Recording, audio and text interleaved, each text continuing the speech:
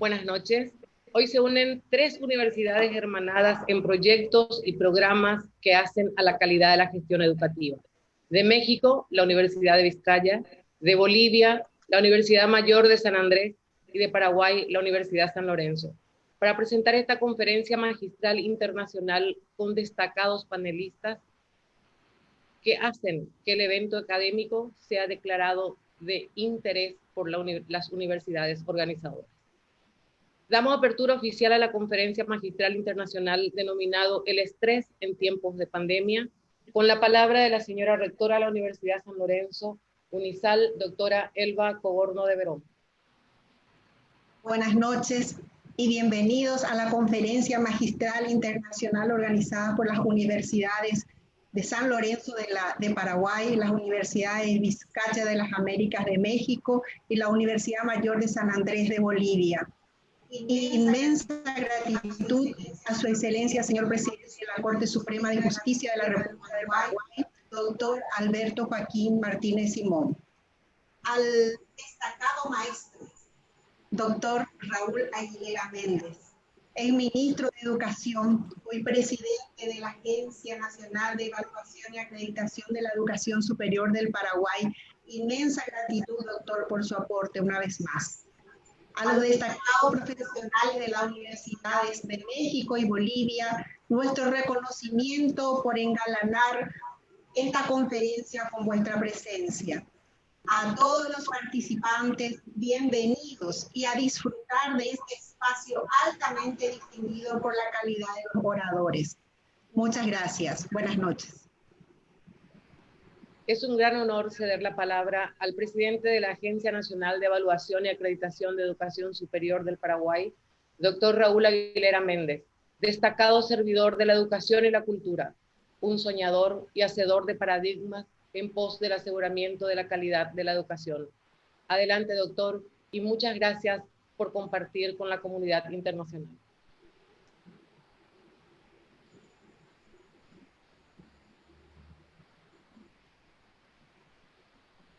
Su micrófono.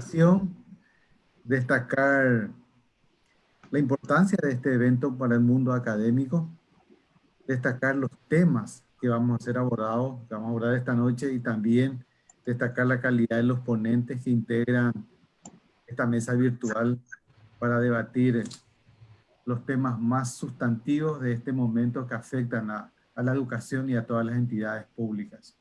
Entonces, sujeto al tiempo, al tiempo que establece la organización, quisiera explicar a los que no están escuchando en este momento que voy a compartir una brevísima presentación en este tiempo, de tal manera compartir y de tal manera socializar algunas ideas fuerzas con respecto a esta temática. Me pidieron que desarrolle esta temática que tiene que ver con el de la calidad. Bueno, el punto de partida siempre es qué entendemos en Bolivia, qué entendemos en México, qué entendemos en Paraguay, y precisamente tanto México como Bolivia integran una gran red iberoamericana que se llama RIACE, en donde el tema del aseguramiento es de capital importancia. Y me parece a mí clave hablar en tiempos de pandemia, porque este es el componente que hay que asegurar de tal manera que la institución siga teniendo vida, que la institución se siga transformando. Entonces parto de esta presentación, y cuando la coordinadora nos decía que teníamos 20 minutos, justamente encontré el resultado de una investigación de abril de este año, y dice que nuestros alumnos en este contexto virtual, lo máximo que pueden sostener es 18 minutos. Entonces me regalan a mí 2 minutos más. Entonces el tiempo está tan bien calculado de tal manera de presentar estas ideas fuerza. Creo que el punto de partida para que nos pongamos de acuerdo cuando hablamos de aseguramiento, y especialmente aquí en Paraguay, nosotros entendemos el conjunto de acciones que realizan varias entidades a favor del control, la garantía y la promoción de la calidad. Cuando hablamos de aseguramiento, no es solamente una actividad específica de Copás de México o de CASEI o de la agencia boliviana o la agencia paraguaya. El aseguramiento es un trabajo conjunto que realizan varias entidades. En este caso, en la República del Paraguay, lo realiza en primer lugar el Ministerio de Educación y Ciencias, en segundo lugar el Consejo Nacional de Educación Superior, la agencia, que es una entidad certificadora, y CONACYT. Entonces, estas agencias realizan lo que se conoce como aseguramiento de la calidad a favor del control, la promoción y la garantía. No tenemos que confundir procesos de acreditación con aseguramiento. O sea, la acreditación, la evaluación y la acreditación es un componente del aseguramiento, es uno de los 7 componentes que tiene probablemente el aseguramiento. Entonces parto con este encuadre conceptual. Lo segundo, decirles a ustedes que cuando hablamos de aseguramiento de la calidad de la educación superior, puede ser en 2 niveles. Uno, el aseguramiento interno. Es lo que hace la Universidad de Vizcaya, la Universidad de San Andrés, la Universidad Unisal, en donde implementan distintas estrategias a favor justamente de esa promoción y de esa garantía. Pero también hay acciones externas que son más bien políticas públicas que tienen que ver con el acompañamiento de las instituciones de educación superior. Entonces, en el título del aseguramiento, que es el tema que nos convoca a nosotros esta noche, nosotros diferenciamos 2 destacamos en primer lugar ese aseguramiento interno que es clave en este proceso, ¿verdad? La tercera idea fuerza que quiero presentarles a ustedes justamente en este tiempo de pandemia, en este tiempo de grandes retos y desafíos a la educación, necesariamente las instituciones tienen que transformarse, porque si no lo hacen comprometen su supervivencia. Post pandemia y dentro de esta misma pandemia, la vida va a cambiar. La vida de las entidades públicas, la vida de las instituciones de educación superior necesariamente deben transformarse. Porque si no se transforman, sencillamente aquellos que están en el mundo privado, el alumno opciona, el alumno elige a aquellas instituciones donde visibilice mayor transformación, mayor innovación, mayor creatividad, mayor responsabilidad. Por tanto, es una idea no menor esta noche en el sentido de destacar y señalar de que si no nos transformamos en este tiempo y post pandemia, probablemente nuestras universidades empiecen a perder estudiantes, empiecen a perder prestigio público, y al perder prestigio público, por supuesto, nos quedamos con el ser más importante, el beneficiario directo de la educación, que son los jóvenes. Entonces, es fundamental esta noche destacar y posicionar la idea. La cuarta idea que les traigo aquí es que esta pandemia en el contexto del aseguramiento y en el contexto de la transformación va a forzar a las universidades a hacer una migración más sostenida de todos sus programas al formato semipresencial y al formato de educación a distancia.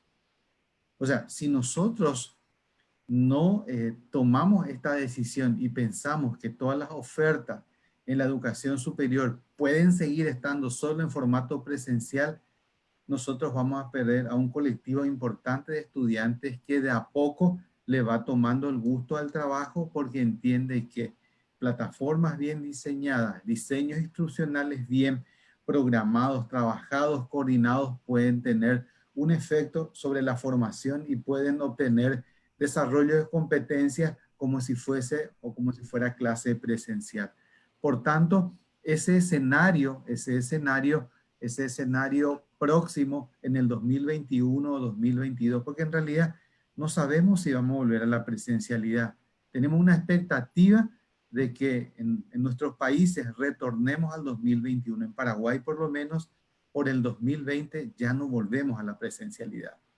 Y el 2021 habría que ver cómo evoluciona la enfermedad, cómo evoluciona y qué mejorías tenemos en los indicadores sanitarios, de tal manera que las autoridades políticas puedan determinar el retorno o no a la presencialidad. Por tanto, este tiempo que nos queda, probablemente tengamos que poner más esfuerzo y empezar a una migración de tal manera que estas propuestas sean mejores cada día.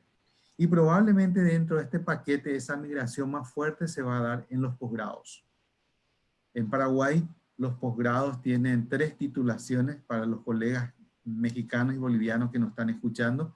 El posgrado tiene por un lado la especialización, por otro lado tiene la maestría y finalmente tiene el doctorado. Probablemente en este nuevo escenario tengamos una fuerte migración principalmente de las maestrías y los doctorados. La quinta idea fuerza que yo les quiero presentar esta noche tiene que ver con que hay investigaciones nuevas y hay investigaciones muy potentes que dicen que necesitamos renovar nosotros toda la forma de trabajo con los estudiantes. O sea, necesitamos buscar experiencias más creativas, experiencias más exitosas en el aprendizaje.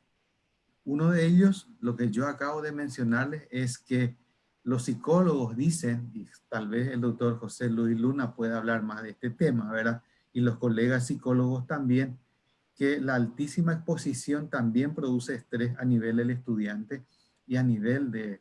Entonces, las conferencias magistrales probablemente no funcionen para esta generación que aprendió a través del sonido, a través del color, a través de una dinámica diferente. Por tanto, la quinta idea que les quiero presentar en el marco del tiempo que se me asigna es que necesitamos modificar sustantivamente la forma de encarar el proceso de enseñanza-aprendizaje en la modalidad.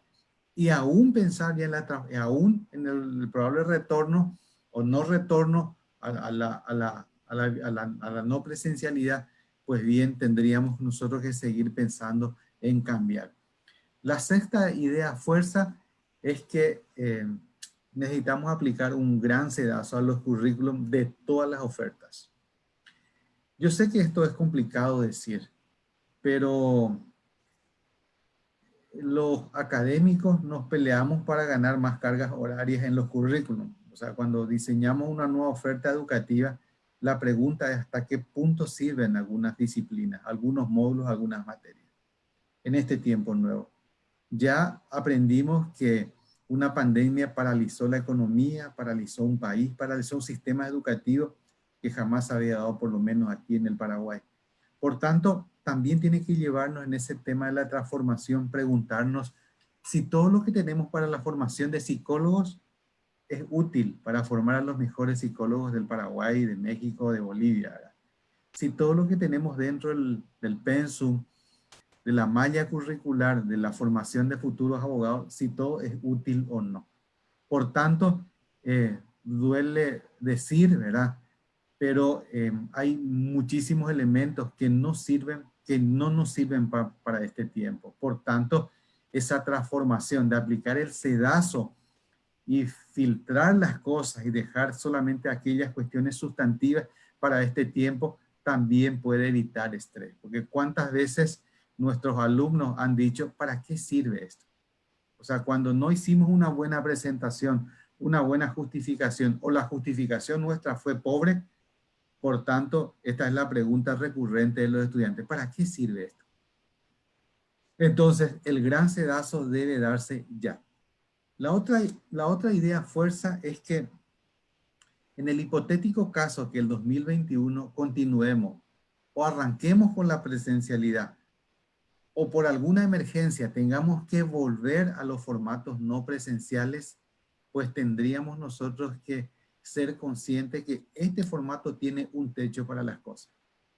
Ustedes van a hablar, les van a hablar connotados especialistas y le van a hablar del estrés docente. Y efectivamente estas cuestiones de querer migrar todo lo que se trabajó en el formato presencial al formato virtual es un error. Es un error. Es imposible porque hay un techo para el desarrollo de ciertas competencias. Y esas irracionalidades son las que a veces producen estrés, no solamente en el estudiante, sino también en el docente y a todos los que gerenciamos la educación superior. Por tanto, queridos colegas, y ya al final de mi presentación, yo quisiera decirles también que deberíamos centrarnos en nuevas capacidades y nuevas habilidades para este tiempo.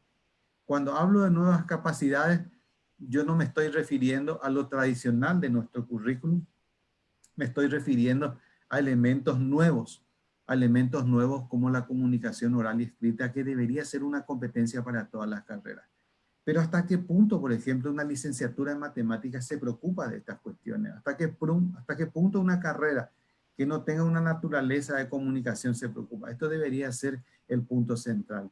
Cuando hablo de nuevas capacidades y nuevas habilidades, hablo del trabajo en equipo, hablo de otras cuestiones que tal, hablo del microaprendizaje, hablo del manejo de las tecnologías, en fin, nosotros tal vez no podamos lograr algunas competencias que son propias de algunas titulaciones, pero podemos lograr otras que son más importantes.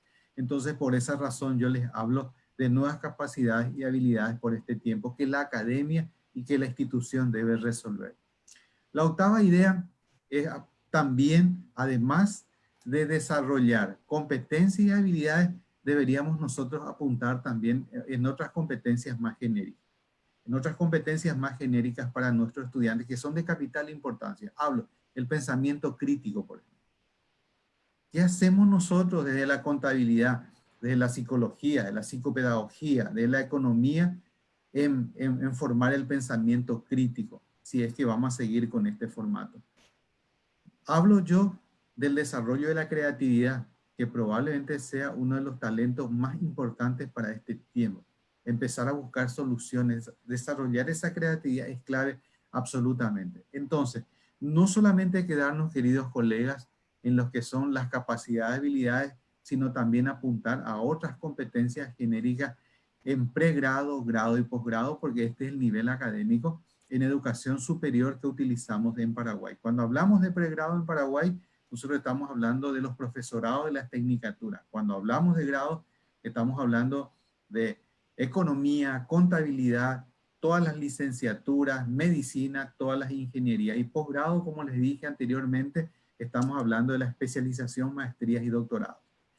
Por último, antepenúltimo, es algo que no deberíamos olvidar nosotros dentro de lo que es el aseguramiento, cómo apuntalar a la formación integral, cómo desarrollar nuevas capacidades, nuevas habilidades, nuevas competencias genéricas, cómo hacer que no nos quedemos solo en el contenido, porque si nos quedamos nosotros solo en el contenido, de alguna manera estamos traicionando nuestra vocación de educador.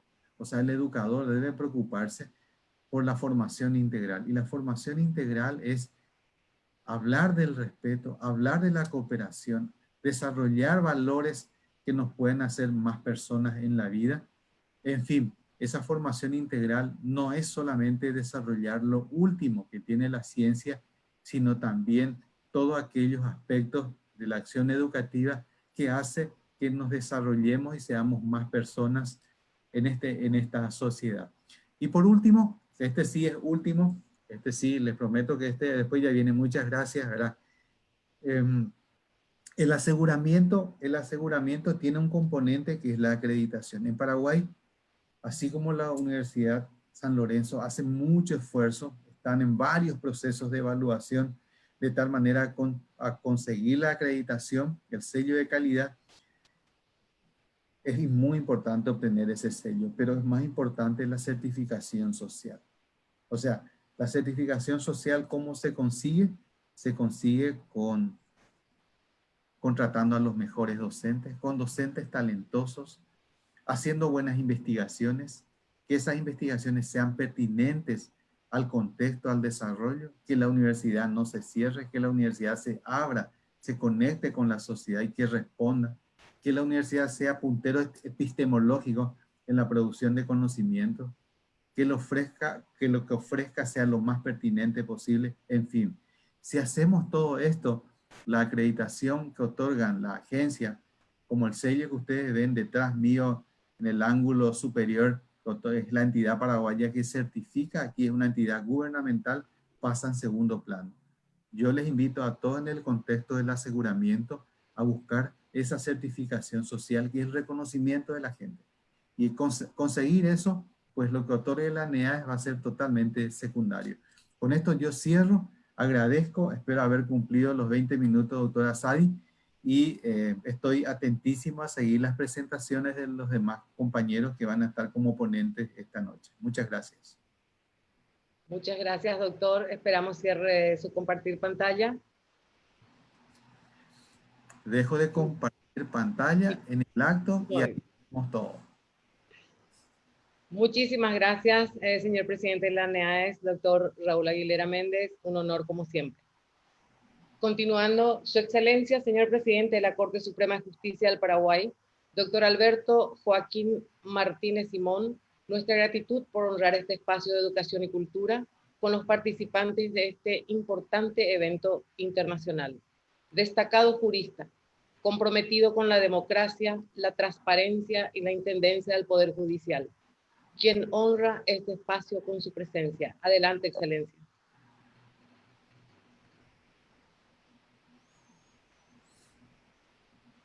Muchísimas gracias a la Universidad San Lorenzo por esta invitación, que realmente se repite año a año. Me honran todos los años, ya hace varios, de invitarme más o menos a esta altura del año a dar una charla. Esta vez la conferencia o estos minutos que vamos a pasar juntos lo voy a hacer en forma virtual por las circunstancias propias de que nos involucran a todos, pero realmente es un honor que me vuelvan a invitar a disertar con un grupo tan selecto como el que reúne hoy, y por supuesto dirigido a la comunidad jurídica de esta prestigiosa universidad. Elegí el tema vinculado al estrés jurídico que se produce en las relaciones contractuales. Cuando me plantearon la cuestión vinculada a la pandemia, esta pandemia nos trajo a nosotros, desde el punto de vista jurídico, una cantidad de interrogantes que tuvimos que ir venciéndolas y contestándolas con el tiempo, y van a seguir generándose. Es decir, vamos a pasar seguramente en los próximos meses y años por la necesidad de ir resolviendo conflictos de cuestiones que se habían proyectado en su momento con un halo de normalidad, con una visión a futuro del cumplimiento de estos acuerdos. Sin embargo, la pandemia, como muchos otros factores imponderables puede acontecer, fue truncando el cumplimiento debido, oportuno de muchos contratos. Nosotros en nuestra legislación, al igual que todas las legislaciones de los países hermanos que nos están acompañando ahora y de otras legislaciones en Latinoamérica, tenemos normas que prevén estas situaciones, es decir, estas situaciones extraordinarias. Pensemos en cuando una persona contrata, lo hace porque espera que el contrato se cumpla. Nosotros, sin darnos cuenta, en el transcurso del día, a medida que va avanzando la jornada, en el transcurso de los días de la semana, en los transcursos de los días del mes, realizamos una gran cantidad de contratos. Realizamos una gran cantidad de actos jurídicos, desde tomar un ómnibus, desde comprar en la calle algo, desde formalizar un contrato de arriendo, desde tomar un transporte Uber o uno de estos móviles que hoy día tanto se nos ponen a disposición. Y en cada vez que realizamos un contrato, sea pequeño, sea grande, obviamente pensamos en su cumplimiento. Estamos interesados en aquello que la otra parte nos ofreció o nos ofrece. El transporte, permitirnos vivir en una casa, alimentos que vamos a consumir o ropa que vamos a usar, servicios que nos van a prestar de los más diversos, etcétera, etcétera. Es decir, las personas cuando contratan no están pensando en los problemas del contrato, en el incumplimiento del contrato, sino que están pensando en el cumplimiento del contrato. Y el contrato se realiza siempre desde la óptica de la buena fe. Es decir, las partes acuerdan pensando en cumplir, en cómo van a cumplir y en cómo van a cobrar ese contrato. Y cuando hablo de cobrar no me refiero simplemente al dinero, sino a cualquier prestación prometida. Pero en el interín, entre que se contrata y se llega a cumplir, pueden pasar una serie de hechos que van a turbar o que pueden turbar ese cumplimiento del contrato. Muy pocas veces probablemente nos hayamos previsto que pudiera acontecer una pandemia mundial que llegue a truncar el cumplimiento efectivo de los contratos, o por lo menos que llegue a ser ostensiblemente más oneroso el cumplimiento de estos contratos. Y entonces ahí entramos en un estrés jurídico, porque las personas que tenían en vistas cumplir el contrato o cobrar aquello que correspondía al contrato, van a encontrarse ante una eventualidad, ante un escenario totalmente diferente que les va a llevar al punto de decir, este contrato no se va a cumplir, o se va a cumplir mucho más tarde, o se va a cumplir en condiciones que no fueron las originariamente pactadas, o se va a cumplir de una forma que nos va a costar muchísimo más caro cumplir. Y ahí viene una serie de fórmulas que ya las habían previsto los romanos hace muchísimos años, hace milenios realmente, que hoy nosotros como herederos de toda esa tradición jurídica seguimos contemplando en nuestros códigos y echamos mano, o vamos a echar mano de estas soluciones, probablemente ante el acaecimiento de conflictos que tengan que ver con contratos incumplidos justamente por el advenimiento de esta pandemia. Y al respecto quiero señalar algo. Cito ahora el artículo 45, del Código Civil chileno, obra de un autor latinoamericano, don Andrés Bello, venezolano él, autor de una obra de codificación magnífica que se hizo ley en muchísimos países de Latinoamérica, que casi fue ley en nuestro país, pero finalmente terminamos adoptando el Código de Vélez, donde él en una magnífica definición o una magnífica referencia llamaba caso fortuito o fuerza mayor a aquello imprevisto, aquello que no puede ser resistido. Incluso citaba ejemplos, decía, como un naufragio, como un terremoto, como el apresamiento de enemigos, como los actos de autoridad ejercidos por un funcionario público, etc. Esta definición referencial, con ejemplos inclusive, nos da la idea clara de a qué se refiere este tema de lo imprevisto que viene y hace imposible el cumplimiento de una obligación. Dando ejemplos, terremotos, naufragios, invasiones de enemigos, actos de autoridad. No prevía pandemia, pero decía don Andrés Bello, etcétera. Es decir, podrían haberse tratado de otras circunstancias similares a aquellas, con tal que sean imprevisibles, que no hayan podido evitarse y que hagan puntualmente imposible el cumplimiento. El artículo 514 del Código Civil Argentino de Vélez Sarsfield, que nosotros lo tuvimos vigente en nuestro país muchísimos años, recordemos que lo adoptamos en 1877 y estuvo rigiendo en nuestro país hasta 1987, realmente hasta el 31 de diciembre de 1986, 110 años. Tenía también una fórmula magnífica, una definición conceptual preciosa de la pluma de don Dalmacio Vélez Sarsfield, que nos decía, caso fortuito es el que no ha podido preverse o que previsto aún no ha podido evitarse. Es decir, ¿alguien pudo haber previsto la pandemia que iba a venir en el 2020? Absolutamente no. Nadie a mediados del 2019, cuando formuló un contrato, o en septiembre, en octubre, en noviembre de ese año, podría haber previsto que una pandemia azotase el mundo. Recuerdo como una particularidad propia que la primera vez que escuché hablar de algo tan raro como el coronavirus y que no sabía qué se trataba, estaba en una playa con mi familia disfrutando de unas vacaciones en el mes de enero. Y parecía algo tan lejano, allá un virus que habían encontrado en China, que se empezaba a propagar muy rápido, que tenía un índice de morbilidad alto, y uno decía, ¿será que nos va a tocar? Y empezaron a aparecer las primeras voces de alarma de la OMS. Increíble cómo al otro lado del mundo, y bueno, matemáticamente los médicos dieron en el blanco y establecieron puntualmente que sí, finalmente nos tocó. Es decir, finalmente nos llegó. Y esa pandemia, ese hecho imprevisible, ese hecho que no ha podido preverse, o aunque hubiera sido previsto, no ha podido evitarse, tiene la particularidad que finalmente puede hacer que nuestros contratos no se cumplan en la forma en que habían sido pactadas. Y repito, esto genera un estrés a las partes, estrés porque no saben qué va a pasar, no saben cómo se va a cumplir, si va a ser más caro, si no. Y aparece entonces la ley a darnos una solución a un conflicto en una redacción de una norma abstracta, concebida en términos muy generales, pero que es perfectamente aplicable. Y en el caso de Paraguay, tenemos el artículo 420 que nos dice puntualmente, el deudor, dice, no será responsable de los daños e intereses que originen por falta de cumplimiento de la obligación cuando esto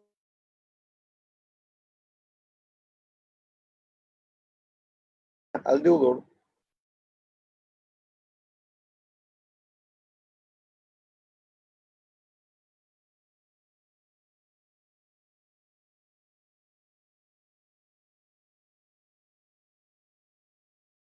tiene algunas particularidades que hay que tener muy en cuenta, que no son muy frecuentes en los contratos, pero que hay que mirar a ver si no se dieron.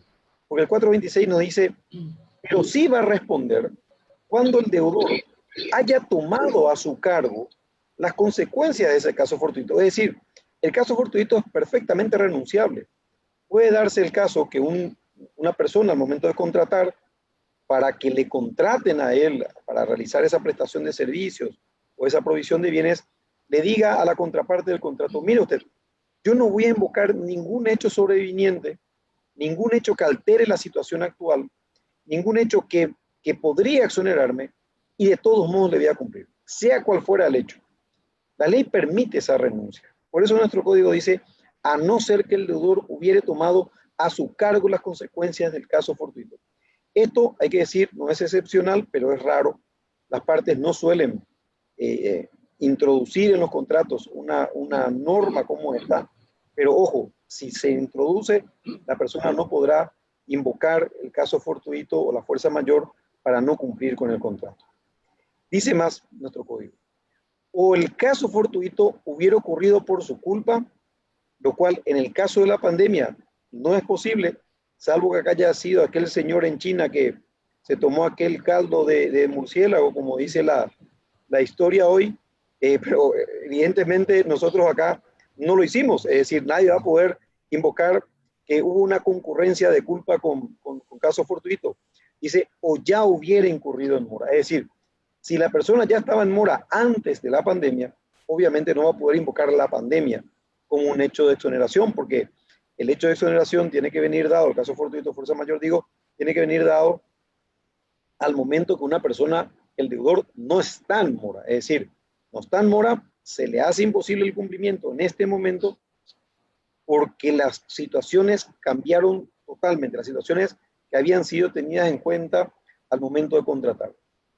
Los romanos tenían una frase muy gráfica, nosotros en el ámbito jurídico solemos usar bastante el latín porque los romanos acuñaron unas frases que cuando las pensamos entendemos el significado, pero que siempre conviene hablarlas en español para que nos entendamos todos. Decían los romanos, los pactos deben ser cumplidos. Ellos hablan del pacta sunt servanda, es decir, los pactos deben ser cumplidos tal cual fueron pactados. Y después, andando el tiempo, se dieron cuenta que ese pacta sunt servanda, ese principio, el pacto debe ser cumplido, se daba en el entendimiento que el pacto iba a ser cumplido siempre y cuando se mantuvieran las situaciones o las circunstancias que habían sido las imperantes al momento de pactarse. Y decían después justamente eso, rex sic stantibus, es decir, siempre y cuando no varíen las condiciones que determinaron el pacto. ¿Y acá qué sucedió? Acá sí varió, es decir, varió de una forma sustancial.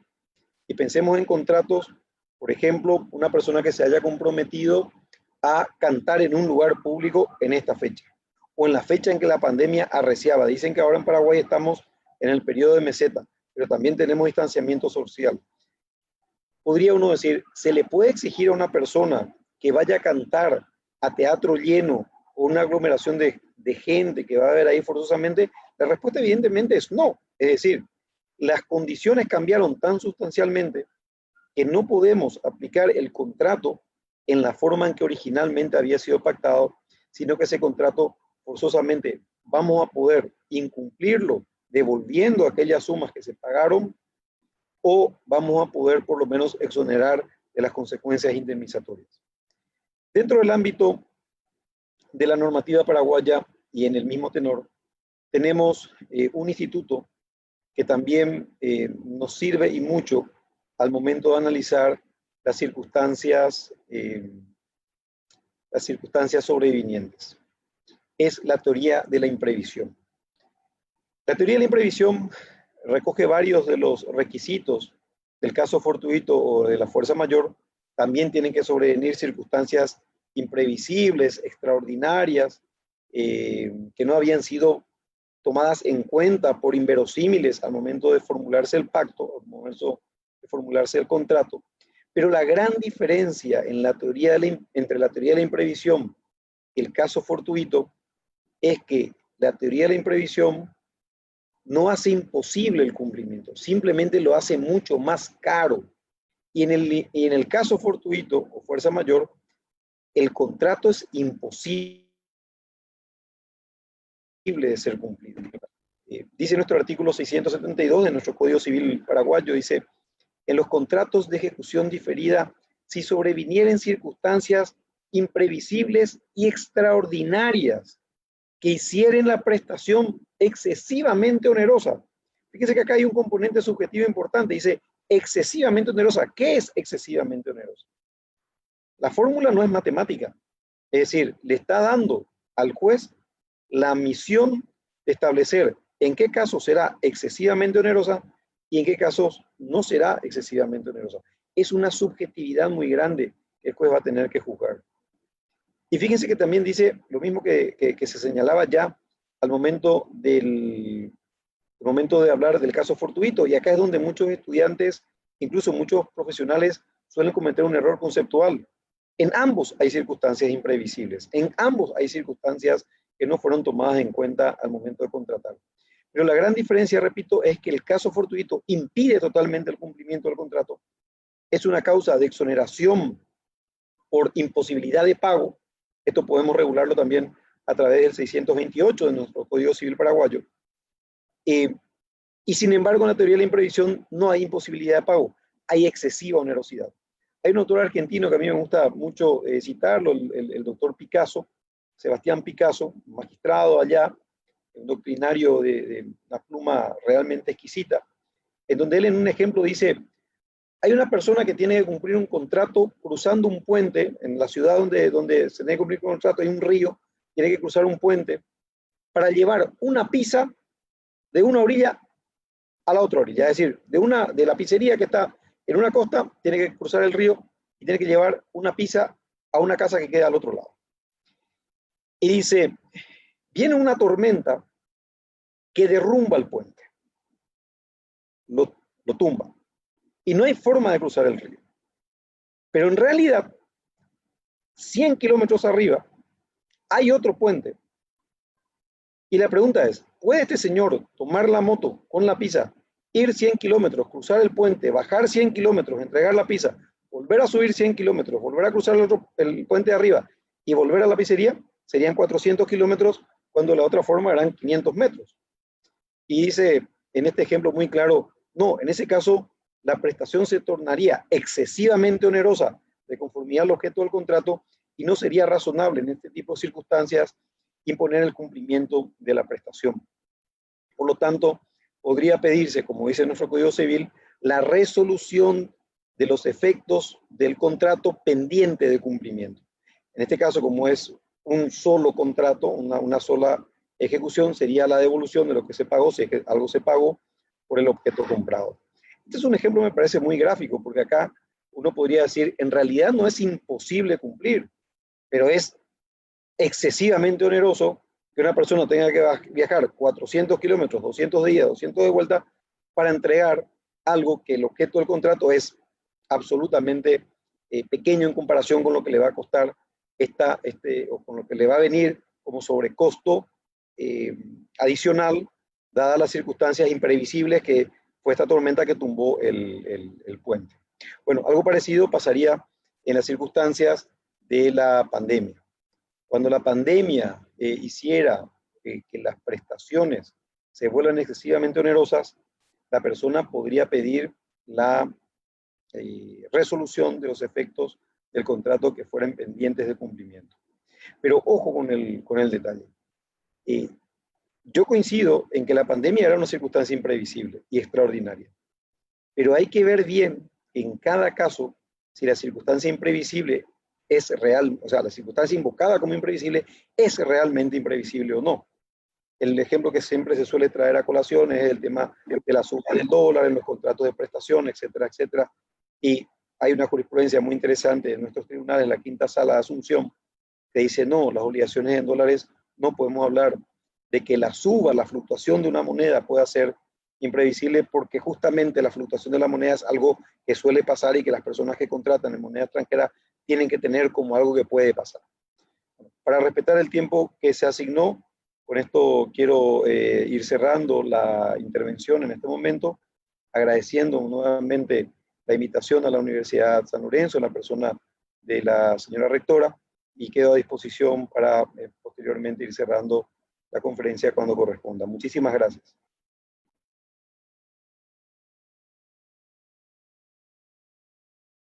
Gracias al excelentísimo señor presidente de la Corte Suprema de Justicia del Paraguay, doctor Alberto Joaquín Martínez Simón. Damos la bienvenida a la doctora Rocío de los Ángeles Peredo Videa, quien desde la Universidad Mayor de San Andrés de Bolivia nos habla del estrés en tiempo de pandemia. Muchas gracias, doctora Rocío, por estar. Adelante. Buenas noches, doctora, muy amable. Mil disculpas, estaba con el enlace de la reunión que tuvimos el día anterior y esa fue la dificultad para conectarme antes, pero agradezco por la invitación a la Universidad San Lorenzo del Paraguay, a la Universidad Vizcaya de las Américas de México y a la UNSA, ¿no? Específicamente al CEPIES por todo el esfuerzo de coordinación y de organización que han realizado para poder llevar a cabo este evento. Saludo a todos, a los colegas presentes también, un cordial saludo desde Bolivia, esperando que se encuentren todos muy bien.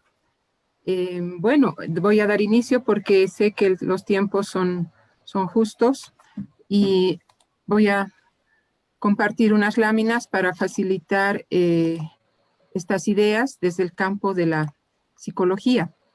El tema que he preparado para hoy se relaciona con la salud mental y el estrés negativo, que es justamente lo que estamos viviendo ahora, hoy en día, mucho más complicados por el tema de la pandemia. Bien, si puedo... Ya. Bueno. F5, doctora, F5.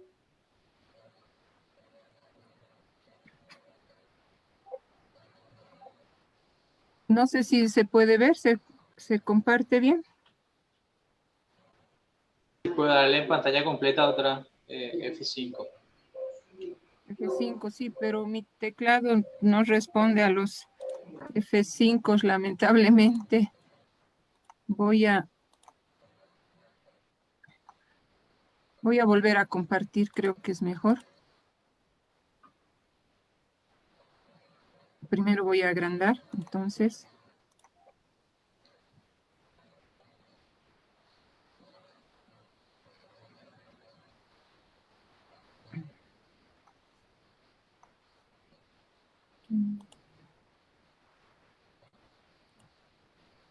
Bueno, a ver, si logro después hacerlo, voy a agrandar más adelante. Bueno, les decía, estrés negativo y salud mental se han convertido en dos conceptos íntimamente relacionados hoy en día, porque no toda fuente de estrés es negativa, pero estamos viviendo la situación posiblemente más dura en términos de salud, que se ha complicado con todos los aspectos que, bueno, se ha mencionado antes, además de económicos, familiares, sociales, etcétera. Y todo esto está repercutiendo en el ámbito de la salud mental. Si entendemos la salud como no solamente la ausencia de enfermedad, sino el bienestar, a nivel mental o diríamos psicológico, la salud implica entonces un estado de bienestar en lo mental, en lo emocional, en la relación con el entorno, y todos estos aspectos se han visto afectados en esta temporada. Bien, todos sentimos, todos sabemos lo que es el estrés, ¿no? Podemos abordar o decir que se trata de una serie de reacciones normales que se activan ante eventos que consideramos posiblemente peligrosos, riesgosos para nuestra integridad, para nuestra salud, para nuestra seguridad, y que surgen de una manera instantánea, no planificada, no siempre consciente. La activación es inmediata y cuando nos sentimos estresados, pues nuestro organismo y nuestra mente reaccionan inmediatamente para prepararnos para dar las respuestas necesarias ante las dificultades, ante los problemas. Por lo tanto, podemos considerar que esto se trata de una activación normal del cuerpo, la mente, las emociones, las acciones que captamos como un estado de tensión. Nos damos cuenta cuando estamos estresados y esa tensión se manifiesta también hacia el entorno. Y esto implica un esfuerzo mayor, ¿no? Un esfuerzo para responder, un esfuerzo para seguir adelante, pero con un riesgo de enfermar. Cuando hablamos de estrés, no todas las fuentes de estrés son iguales. Hay situaciones de estrés que son positivas para la persona, que son ampliamente esperadas, como un ascenso en el trabajo, como el nacimiento de un hijo, como cambiarse ¿no? de vivienda para ir a un lugar mejor. Y estas situaciones que impulsan a la persona, que son esperadas, que son deseadas, se constituyen en fuentes positivas de estrés o lo que llamamos el EU3, ¿no? Un estrés positivo, un estrés que nos mantiene impulsados, motivados, dispuestos a seguir adelante. Pero hay otras situaciones, otras fuentes de estrés dentro de estos niveles que no son igualmente esperadas o deseadas por la persona. Son fuentes más bien que podríamos llamar, entre comillas, negativas, fuentes vinculadas a evitar una situación, a posibles daños, a posibles agresiones, situaciones que no queremos, por ejemplo, ser despedido del trabajo o enfermar. Y cuando el origen es de este tipo, situaciones que no queremos en nuestra vida y además que son intensas, aparece lo que conocemos como estrés negativo o distrés, que es distinto, ¿ya? Es diferente porque baja nuestro nivel de desempeño, ¿ya? Disminuye la posibilidad de responder, ¿no? Con ánimo, con energía ante los problemas. ¿Y qué produce estas fuentes de estrés? Diversas situaciones. Tenemos conflictos diversos que por la cuarentena han aumentado muchas veces en la familia, otras veces en el entorno laboral, social, las exigencias o presiones porque hemos tenido que aprender a cuidarnos de un modo distinto, con mucha presión al salir, ¿no? Y también al volver porque hay que cuidar a la familia y también dificultad para seguir normalmente en el trabajo y se ha iniciado un teletrabajo con las dificultades que conlleva. Entonces, estas también son fuentes que se vinculan al distrés. Y eventos que representan una amenaza, como el coronavirus, concretamente a nuestra salud, nuestra seguridad, nuestra tranquilidad y también la de nuestra familia. Y diversos problemas que han ido apareciendo. Todos los hemos vivido, estamos viviendo las consecuencias de no solo la pandemia, sino los efectos de esta pandemia en distintos espacios. Sin embargo, es también importante considerar que no para todos un estresor o una fuente de estrés produce la misma reacción. Mientras que algunos lo viven como una tremenda carga, pensando en que no se va a poder sobrellevar, para otros puede constituir un desafío para afrontar, algo para superarse. Depende también entonces de cómo cada persona percibe e interpreta las situaciones, aunque obviamente la enfermedad y contagiarse no es algo deseable para nadie. Entonces, ¿qué estamos viviendo? Y esta es la reflexión de la charla, de la conferencia de hoy. Cuando tenemos en nuestra vida la presencia, aparece un evento anormal, que es un evento intenso, no esperado, repentino, como un ataque terrorista en algunas ciudades, como un desastre natural, como un asalto, ¿no? Un secuestro, que si bien no son cosas que suceden cotidianamente, pueden aparecer en nuestra vida y se producen ante estos incidentes que llamamos críticos o eventos potencialmente traumáticos, ¿no? Desde el punto de vista de la psicología, surge en nosotros un estrés normal, reacciones normales, esperadas, ampliamente esperadas, a nivel mental, a nivel emocional, físico y también del comportamiento, ¿no? Enseguida, más adelante voy a mencionar esas reacciones, pero esto es normal ante eventos de nuestra vida, pero que no son frecuentes, que no son comunes. Sin embargo, ahora estamos viviendo un evento que también es anormal, ¿no? Una enfermedad que se ha ido extendiendo, expandiendo y que está durando demasiado tiempo y que ha producido el contagio en muchas personas que también conocemos, incluso en algunos casos familiares, y estamos ya mucho tiempo, demasiado tiempo en esta situación, porque si sucede un ataque terrorista, el evento dura unos minutos. Obviamente las consecuencias pueden durar días, semanas, pero el evento pasó. Si nos asaltan en la calle, pasó. Pero ahora el problema del coronavirus es un problema de meses, meses, y algunos expertos dicen años, y por lo tanto el estrés se ha ido acumulando, ¿no? Estas reacciones que de inicio consideramos normales, ahora se han acumulado y hay una sobrecarga además psicológica que está afectando o puede afectar la salud mental. Y en época de amenazas a la salud, las situaciones extremas generan reacciones extremas, sobre todo cuando empezó en cada país y no conocíamos bien la situación y se tomaron muchas medidas. Entonces, hemos reaccionado también con mucha preocupación, ansiedad, disgusto, irritabilidad, etcétera, ¿no? Entonces, las reacciones de este tipo son normales, pero lo que se establece desde la psicología es que lo esperado son días o unas 4 semanas, alrededor de 4 semanas, para que la persona vaya readaptándose y superando esos niveles de estrés. No está pasando porque estamos ya varios meses, ¿no? Son más de 6 meses, depende de cuándo se inició en cada país, pero es demasiado tiempo y el problema no se ha superado. Entonces, estamos en una situación de vincular o relacionar la situación real que está aconteciendo, ¿no? Con los contagios evidentes y los fallecimientos evidentes y las consecuencias de todo tipo, económicas, sociales, familiares, y en Bolivia se nos suma electorales, más nuestra propia forma de percibir e interpretar esto que está pasando, ¿no?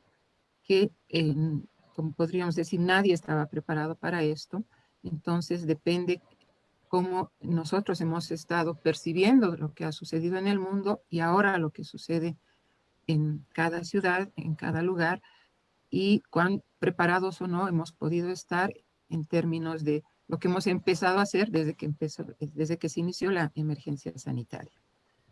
Bien, si hablamos de estrés y vinculamos todo esto al estrés, es importante entonces recordar cuáles son las fases y dónde nos ubicamos ahora y los cuidados que deberíamos tener en relación a la salud y específicamente mental. Hay un nivel inicial normal de resistencia, que es el estrés cotidiano, diario, donde estamos o estábamos, diremos, haciendo nuestra actividad normal. Y cuando surge un problema, se activa la fase de alarma, ¿no? La persona se pone alerta, lista para responder, pendiente de lo que va a pasar. Y cuando el problema persiste un tiempo, hablamos de una resistencia.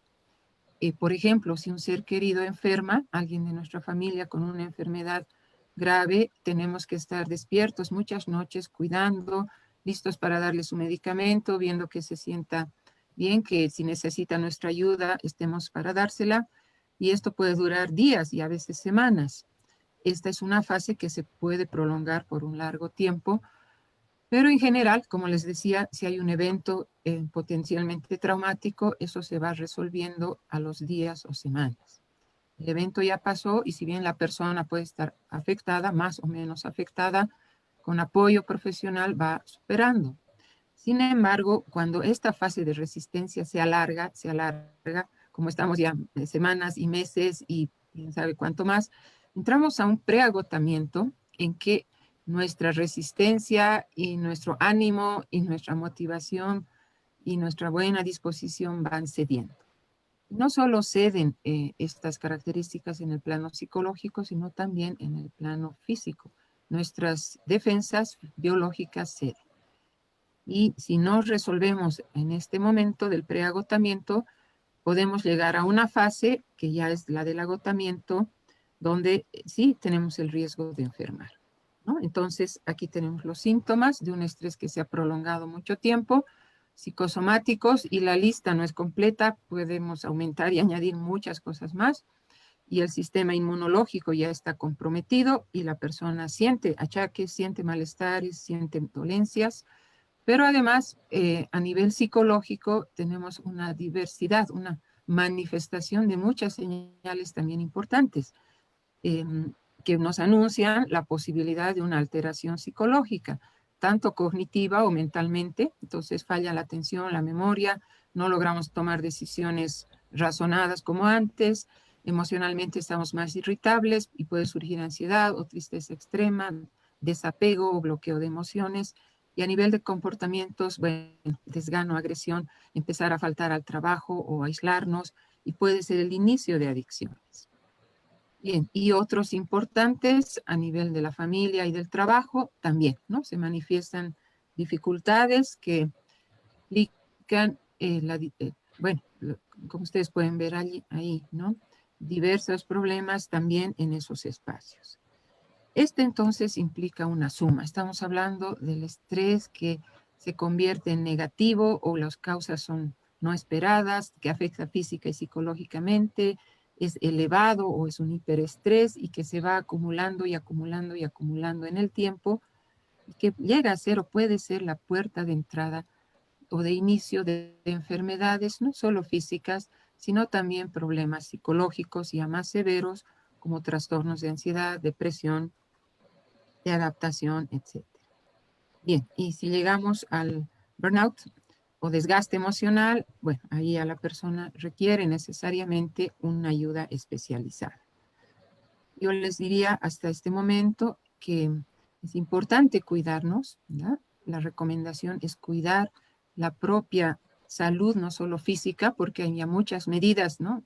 Sanitarias, y son tan importantes como las medidas psicológicas. El precio de la invulnerabilidad.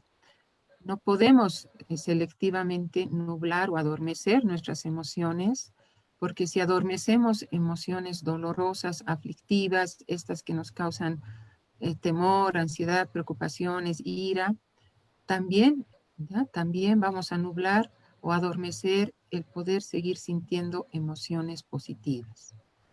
Y ese es el precio, ¿no? Si pensamos que nada nos va a afectar, también nos vamos a volver un poco invulnerables a lo positivo, y la idea en términos de salud mental, si hablamos de bienestar, no es llegar a eso, ¿no? No es llegar hasta esos extremos, sino ir manejando, voy a pasar un poquito, ir manejando aspectos que nos ayudan, ¿ya? Resiliencia, apoyo social con personas conocidas, cercanas, mantener buenos hábitos, eh, ojalá en lo posible cuidar la situación vital favorable y coadyuvar justamente al autocuidado, ¿no? Tratar de reconocer a tiempo cuando necesitamos ayuda, cuando ya sobrepasan nuestras capacidades, nuestros propios recursos psicológicos para aliviar el estrés, o escoger una forma de mitigar y afrontarlo si sabemos hacerlo, o buscar la ayuda necesaria. Y finalmente, cambiar la percepción y reacción ante él. Nadie está libre de vivir situaciones duras en la vida, nadie. Pero no somos víctimas, somos sobrevivientes. Y podemos seguir adelante y darnos una nueva oportunidad y hacer que esta nueva oportunidad sea una experiencia mejor que la vida anterior. Y obviamente cuidarnos en términos también psicológicos bastante, ¿no? Lo necesario para no sentirnos... que perdemos las fuerzas, no sentir que ya no podemos seguir adelante. Muy bien, voy a quedar hasta aquí. Después sí, podremos intercambiar algunas ideas. Muchas gracias. Muchas gracias, doctora Rocío, por su participación. Cerrando la participación de los panelistas, damos la bienvenida al máster José Luis Luna Díaz, psicólogo, destacado docente de la Universidad de Vizcaya de México, de rica experiencia en el tema de estrés. Antes de darle su oportunidad, profesor, quiero recordarle al auditorio que posterior a la disertación del máster José Luis, va a haber un redondeo entre los panelistas, entonces para que sigamos en esto. Adelante, profesor. Muchas gracias, buenas noches a todos. Buenas noches y para todos. Estoy por compartir mi material. También puse unas diapositivas, no sé si se alcancen a ver en pantalla.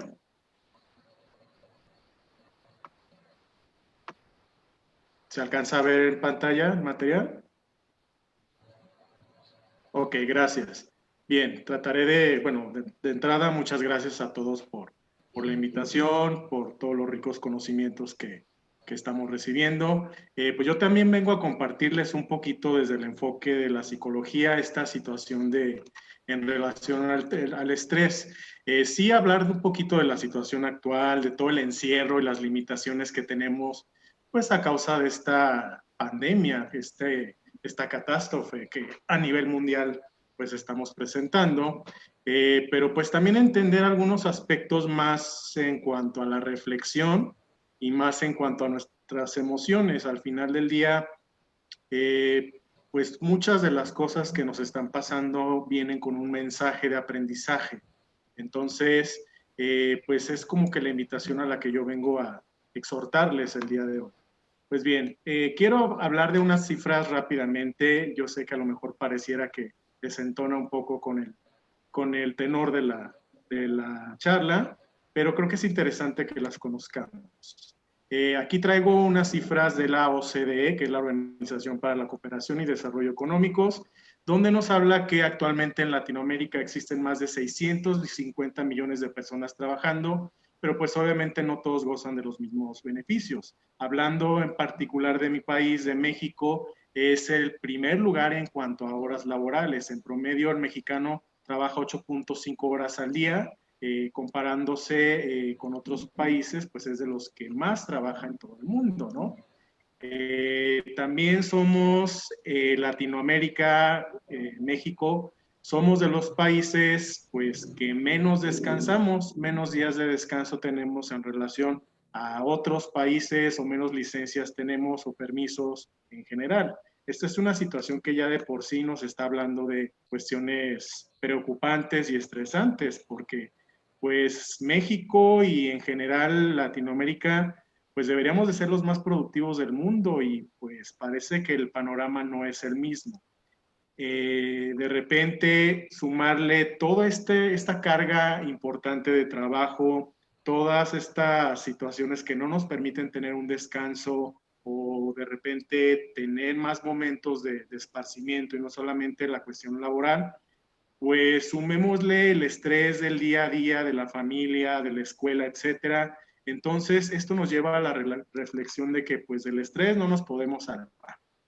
El estrés es un fenómeno del cual nosotros estamos pues conectados, ya lo decía la doctora, hay diferentes tipos de estrés, pero de que se presenta, lo hay.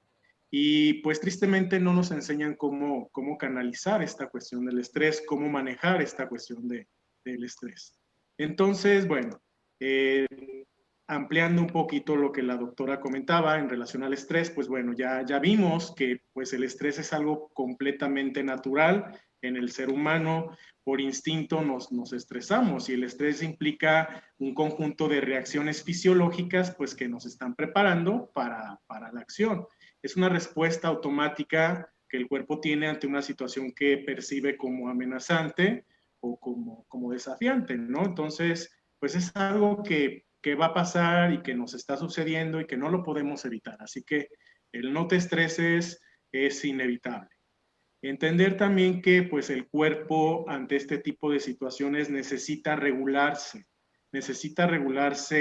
física, fisiológicamente ante este fenómeno y pues tratar de provocar los menos daños posibles al cuerpo, a la salud por esta situación de estrés. Inclusive la doctora también comentaba sobre el sistema inmunológico, que en el momento que caemos en este estrés negativo, pues obviamente se afecta el sistema inmunológico, todo lo que implica las defensas. No voy a ahondar mucho porque la doctora amplió mucho el tema y creo que sería redundante, ¿sale? Pero bueno, al final de cuentas, ¿qué pasa con esta cuestión del estrés y la pandemia del COVID-19? Estamos ante una situación en la cual de entrada nos dicen no salgas, no toques, cambia nuestros paradigmas, cambia nuestra situación laboral, cambia nuestra situación social, familiar, etcétera. Entonces, pues nos estamos enfrentando ante la incertidumbre. Ahorita, pues afortunadamente ya hay más información, o bueno, la poca o mucha que hemos podido generar. Sin embargo, la enfermedad está ahí.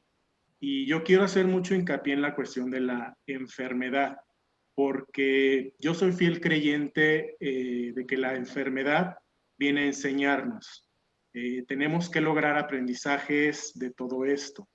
Creo yo, y no es que haya deseado que el COVID-19, qué bueno que vino el COVID, bienvenido a la... No, claro que no, evidentemente creo que todos hemos sido afectados en este contexto por el COVID-19. Sin embargo, esto no nos quita de poder rescatar elementos importantes y aprendizajes a raíz de la enfermedad en general. Ahorita yo les voy a compartir cuestiones personales en consulta que he tenido con mis pacientes, pero bueno, vemos que de lo que de repente se presenta en la cuestión del COVID, pues hay temor y preocupación por la cuestión de la salud de los seres queridos. Se han cambiado nuestros patrones de sueño. Antes gastábamos mucha energía en nuestro trabajo y vaya que trabajamos demasiado a veces. Entonces, pues ahora no trabajamos igual y de alguna manera el estrés tiene que desfogarse. Por eso tenemos problemas para concentrarnos, problemas para dormir, empiezan a agravarse problemas de salud crónicos, problemas también de salud mental, como decía la doctora, mayor consumo de alcohol, tabaco u otras sustancias, ¿no? Entonces, como vemos, el estrés produce desgaste de energía y muchas condiciones. Toda esta situación del COVID vino a agravar nuestra situación de estrés, pero bueno, ¿qué hay más allá del COVID-19? Sí, entiendo que es un virus que nos está generando muchos malestares físicos, pero ¿qué pasa con la parte psicológica y emocional de todo esto? Es importante que vayamos más hacia la cuestión de las emociones, porque es muy peculiar cómo de repente nuestras emociones están muy ligadas a nuestro sistema inmunológico y a nuestras defensas en general.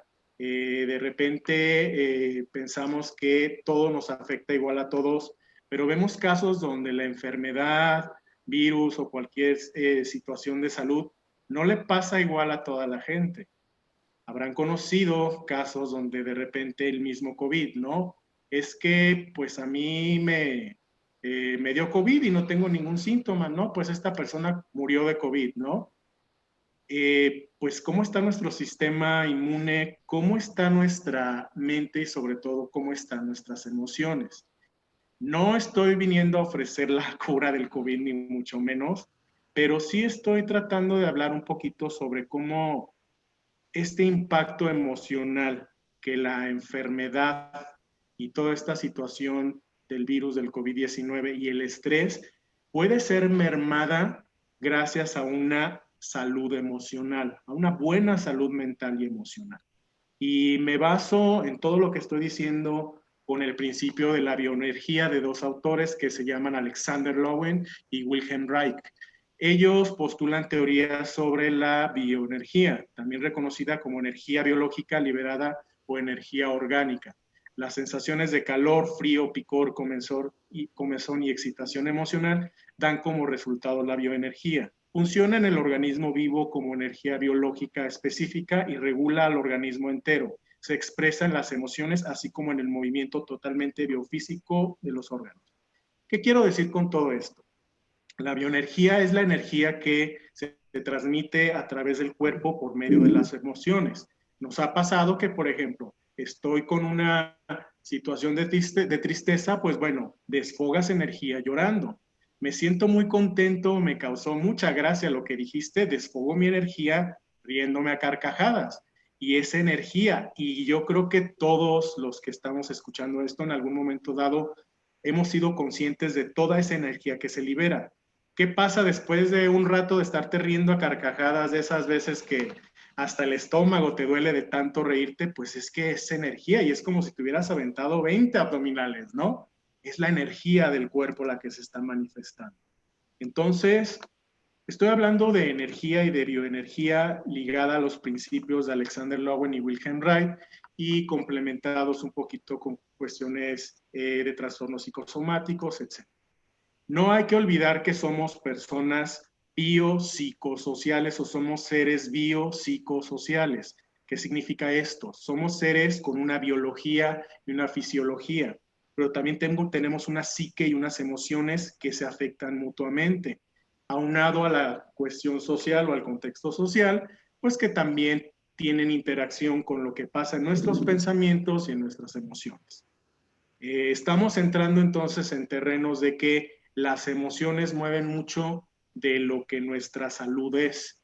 Repito, no es desestimar ni la labor médica, ni la labor de los químicos, ni nada de esto. Simplemente es hacer una pequeña reflexión en torno al papel que juegan las emociones y nuestros pensamientos en relación a nuestra salud.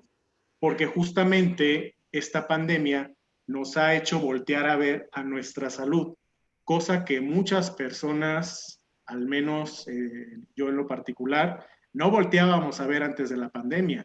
Todo era trabajo, trabajo, trabajo o hacer otro tipo de actividades, pero ¿cuándo volteamos a ver nuestra salud?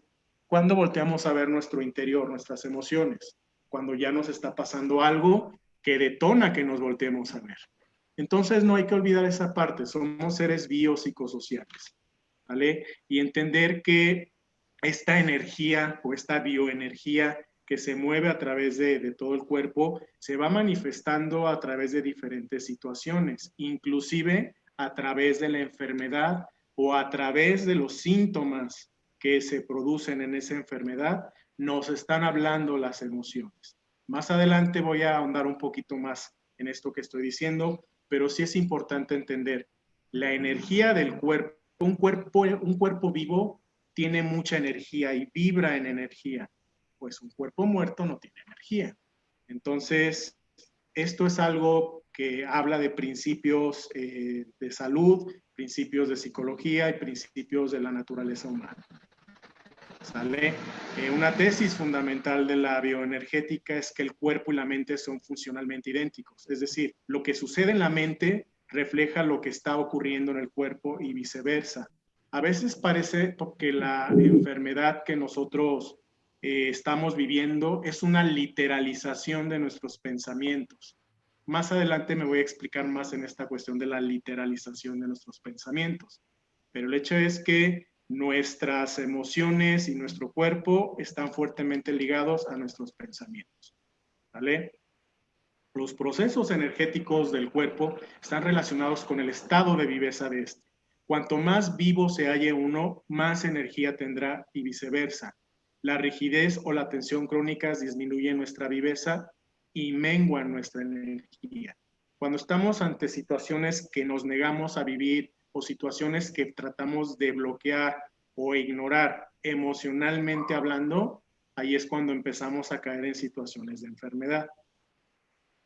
La bioenergética tiene como fundamento la proposición sencilla de que el individuo es su cuerpo. Estamos en una situación en la que el cuerpo se vuelve vulnerable ante una situación de pandemia, de un virus. Sin embargo, hay de cuerpos a cuerpos. Hay de sistemas inmunes a sistemas inmunes. Hay de personas con un mejor manejo emocional que otros. Entonces es distinto en cada cuerpo, ¿sale? Cuanto más vida tenga tu cuerpo, más estás en este mundo. Cuando tu cuerpo pierde algo de su vitalidad, por ejemplo, cuando estás agotado, tiendes a retirarte. Por eso esta literalización de repente en la cuestión del estrés. Cuando estoy estresado, estoy en un estado en el cual no puedo hacer una respuesta correcta o no puedo actuar de una manera adecuada ante una situación. ¿Y qué sucede? No tengo modo de moverme, me bloqueo, me detengo y ahí es donde el sistema inmune baja y empiezan las enfermedades. ¿Sale? La gente lo siente, como siente tu fatiga o tu enfermedad. Si estás cansado, se reflejan muchos signos vitales, y visuales y auditivos. En la caída de los hombros, en la flojedad de la piel del rostro, en la falta de brillo de los ojos. Todo lo que sucede con nuestras emociones se refleja en nuestro cuerpo. Nuestras enfermedades, nuestra sintomatología en una enfermedad está reflejando mucho de cómo estamos emocional y mentalmente hablando. Entender que las emociones son tristeza, enojo, alegría, todo es parte de la naturaleza humana. Tenemos pues esa belleza de poder vivir este tipo de emociones, hasta del enojo, hasta de la tristeza, se logran aprendizajes y también nos vienen a enseñar algo. Es importante que aprendamos a vivir nuestras emociones, porque un cuerpo que no se permite vivir sus emociones es un cuerpo que se enferma. Es un cuerpo que le permite a la enfermedad entrar. Entonces ahí es cuando nos ponen el examen para aprender. La persona es la suma total de sus experiencias vitales, cada una de las cuales está registrada en su personalidad y la estructura de su cuerpo. Nuestro cuerpo, de alguna manera, es un reflejo de cómo estamos. El COVID vino a hacernos voltear a ver cómo estamos emocional, físicamente, familiarmente, en todos los sentidos. Vino a hacer que nos voltemos a ver un poquito más a nosotros y que nos hagamos un poquito más de caso. Muchas veces, pues tengo un dolorcito de cabeza, ya se me pasará, ahí va la pastillita. Cuando de repente no entendemos que a veces ese dolor de cabeza tiene un significado más profundo. Ese dolor de garganta, es que estuve hablando mucho, pero realmente, ¿qué esconde todo esto? Vemos entonces que la pandemia es voltearnos a ver a nosotros. ¿Qué significa entonces algunas enfermedades o síntomas que se han enfatizado más con la pandemia y su significado psicoemocional? Yo les voy a compartir lo que en consulta veo más, o de repente estas manifestaciones de enfermedades y el significado que propone la psicoterapia corporal y la bioenergética en relación a esto. De repente vemos mucho la cuestión del dolor de cuello. Llega, es que seguido me duele el cuello, es que de repente estoy con lo del cuello. Ok, estamos hablando de que el cuello habla de nuestra forma de comprender al otro y de la flexibilidad o falta de ella para entender al otro. Si te duele el cuello, cuestiónate, ¿realmente estás siendo empático con otras personas u otra persona? ¿Realmente eres una persona que suele estar en sintonía con otras personas o eres tan rígido, no te sales de tus pensamientos y pues ahí está tu dolor de cuello, ¿no? La garganta. Disculpe, maestro. Sí, perdón. Disculpe, maestro, tenemos 2 minutitos. Ok, voy más rápido. Voy más rápido, gracias. La cuestión de la garganta, cuando hay un problema en el área de la garganta, es cuando estamos afectando nuestra posibilidad de pedir o decir algo que en verdad nos está lastimando, pero preferimos no decirlo y callarlo. Los pulmones, que tiene que ver con la recepción ante la vida, cuestiones cardíacas, cómo estoy ante la situación del amor hacia la vida, qué tan aceptado me siento ante la misma. La cuestión de los hombros, estoy cargando a alguien, estoy cargando situaciones demasiado pesadas, bronquitis, neumonías, cuestiones que tienen que ver con represión de energía relacionada a la tristeza. No me permito vivir mi tristeza. Estreñimiento, miedo a soltar el control. Apendicitis, miedo a equivocarse. Es inaceptable para mí equivocarme. Gastritis, colitis, que tienen que ver con relación al miedo al futuro. La diarrea, aparte de ser un síntoma del COVID, pues también tiene que ver mucho con la cuestión del enojo con mi familia. o mi sistema familiar. Cuando tiene que ver con la cuestión del dolor de los brazos, tiene que ver con esta cuestión de tengo habilidad para abrazar la vida o de quién necesito defenderme, lo mismo con las manos, tiene que ver con realmente tengo contacto con la gente, me cuesta trabajo, ¿con quién será? La espalda, que tiene que ver con el apoyo, estoy siendo el apoyo emocional de alguien más, estoy cargando culpas, estoy cargando situaciones de otras personas, o por ejemplo con los pies, ¿no? Las piernas y los pies. Cuando me duelen me tendría que preguntar quién me detiene o qué me detiene, qué no me deja avanzar, qué me lastima. Y al final del día, para ir cerrando, lo que les estoy comentando y la invitación que les quería hacer es reflexionemos cómo estamos en nuestras emociones. Esto puede ser una pauta para entender un poquito más cómo está nuestro estado de salud, agravado por estos tiempos de COVID, de pandemia, y que al final del día es voltearnos a ver cómo estamos emocional y físicamente. Muchas gracias. Muchas gracias, maestro psicólogo José Luis Luna Díaz. Finalmente, para dar un cierre, ¿verdad? Como un broche de oro de esos que solo vemos en película, me gustaría que hagan un debate entre ustedes, ¿verdad? Me gustaría que lo inicien en el orden que hayan ido haciendo sus presentaciones, o quizá en esta oportunidad le vamos a dar a la doctora Rocío Peredo para que ella inicie en su condición de mujer. Adelante, por favor.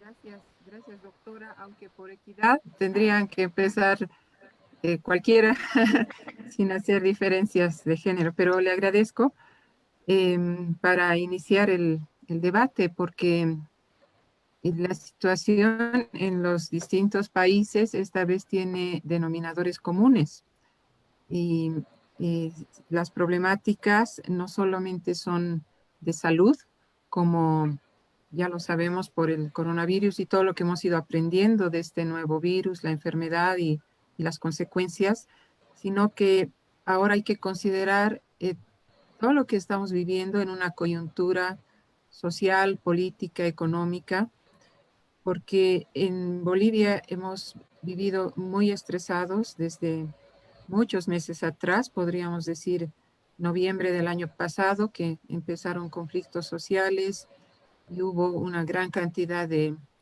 enfrentamientos, problemas que fueron una escalada importante y que luego, desde marzo, nuevamente con la llegada del primer caso a Bolivia el 10 de marzo y el inicio de las medidas sanitarias, una cuarentena rígida y todas las recomendaciones e instrucciones por realizar, desde el 12 de marzo estamos viviendo otro nivel de escalada de estrés. Y ahora en términos preelectorales, porque el domingo, en 2-3 días más, tenemos elecciones nacionales y la situación no es tranquila, entonces es una suma para nosotros y que en otros países también es similar, hay también conflictos, hay también protestas y hay dificultades. Entonces, como latinoamericanos estamos viviendo una suma, ¿no? Una suma de eventos que más que ser desastres naturales o eventos extremos, son eventos sociales, pero de una fuerte, ¿no? Fuerte intensidad a nuestra tranquilidad y realmente yo pienso que los latinoamericanos, si mantenemos un nivel de salud mental adecuado, somos muy resilientes, o sea, somos fuertes, somos resistentes ante tanta adversidad, ¿no? Deberíamos sacar lecciones aprendidas de estas situaciones que implican una suma de eventos duros, eventos difíciles en cada lugar, en cada región, que los pueblos, ¿no? Están afrontando.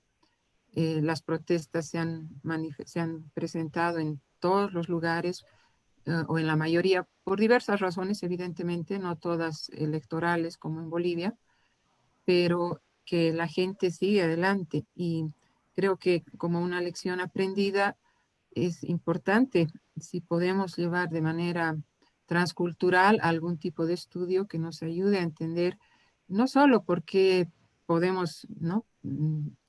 resistir, sino qué otras acciones podemos llevar adelante para proteger, para cuidar la salud mental de la gente en Latinoamérica. Bueno, empiezo con eso. Gracias. Doctora Aguilera. Muchas gracias, doctora Sadi. Bueno, seguí atentamente todas las presentaciones y evidentemente quienes trabajamos en el contexto de la promoción de la calidad en la educación superior tenemos importantes retos. No hace mucho, cuando hablábamos de calidad nos quedábamos solamente en los contenidos, en los mejores contenidos. Pero ese paradigma ha ido evolucionando hasta hoy día, es totalmente desfasado. Hace poco dimos un gran paso nosotros en incorporar lo que es la gestión de riesgo como componente de la calidad en la educación superior. Hace poco dimos otro salto ya dentro de la pandemia, incorporar indicadores que tienen que ver con la bioseguridad. Y ahora, después de escuchar estas magníficas presentaciones, evidentemente que los criterios y los mecanismos tienen que ir evolucionando, tienen que ir reformulándose paulatinamente, y el tema de la salud mental, el tema de la salud emocional del educador y de los estudiantes es clave y debería ocupar paulatinamente un espacio significativo en las matrices de calidad de nuestras instituciones. Por de pronto aporto eso, agradezco anticipadamente a la universidad por esta jornada, por esta invitación. Muchas gracias. Doctor Martínez Simón, le escuchamos atentamente. Muchas gracias. Al tiempo de agradecer nuevamente la invitación, expresar un poco la idea general, cada uno desde la óptica de su especialización, de su oficio, hablando de las alternativas tan cambiantes que nos planteó esta situación mundial de la pandemia. El mundo jurídico no es ajeno a ello. Hoy toqué un punto de un universo de cambios y de propuestas que en el ámbito jurídico nos planteará y nos planteó la pandemia. Solamente un punto, el tema de las relaciones contractuales, que van a ser modificadas necesariamente en los próximos meses y tal vez un par de años que vengan, los conflictos que vamos a tener que administrar los jueces, y pensemos en la cantidad inmensa de variables que en el mismo ámbito jurídico, que es un ámbito distinto al de cada uno de los expositores, fue generando esta pandemia como un hecho imprevisible, como un hecho no calculado, como un hecho que vino a cambiar totalmente el escenario de nuestra vida.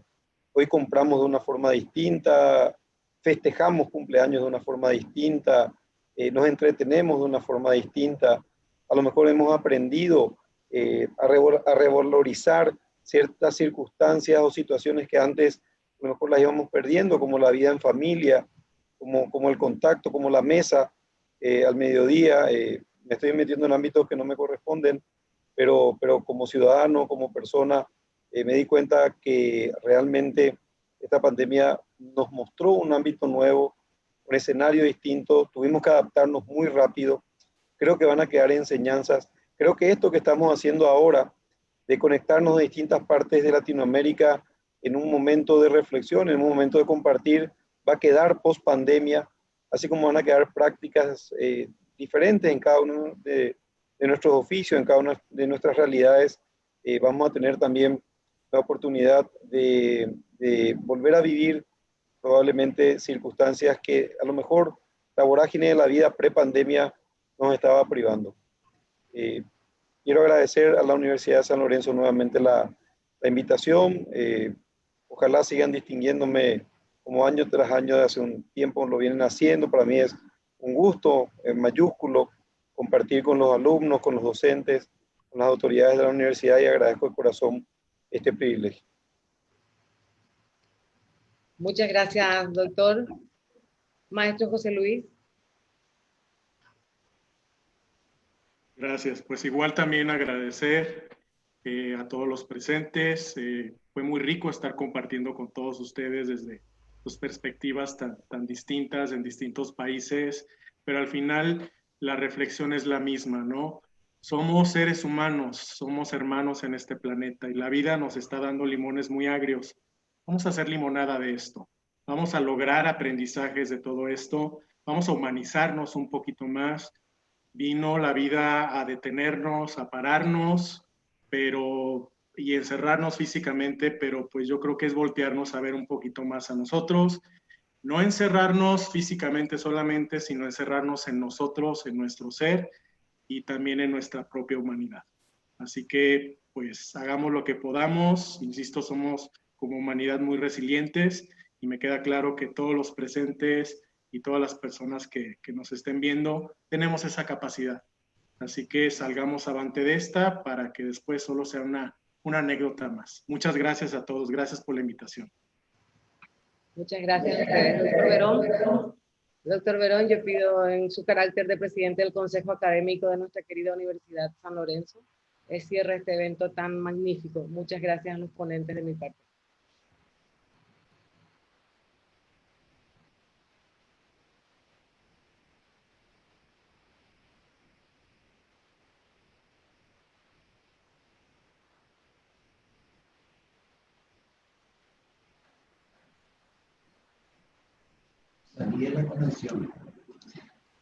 Bueno, doctora Elba, me parece que a veces la tecnología a nosotros nos supera un tanto, ¿eh? Lo que ya estamos en una edad por encima de lo de ustedes, ¿verdad? Ya estamos, doctora, si usted puede cerrar, con gusto. Inmensa gratitud, doctor Raúl Aguilera Méndez, maestro, gracias. Excelentísimo señor presidente de la Corte Suprema de Justicia, muchísimas gracias. Gracias una vez más por estar acompañando los proyectos, los objetivos, las metas de la Universidad San Lorenzo. A los compañeros de México, de Bolivia, inmensa gratitud. A todos los presentes, gracias por este espacio y para todos, buenas noches. Gracias, buenas noches. Buenas noches, gracias. Gracias, cuídense, que estén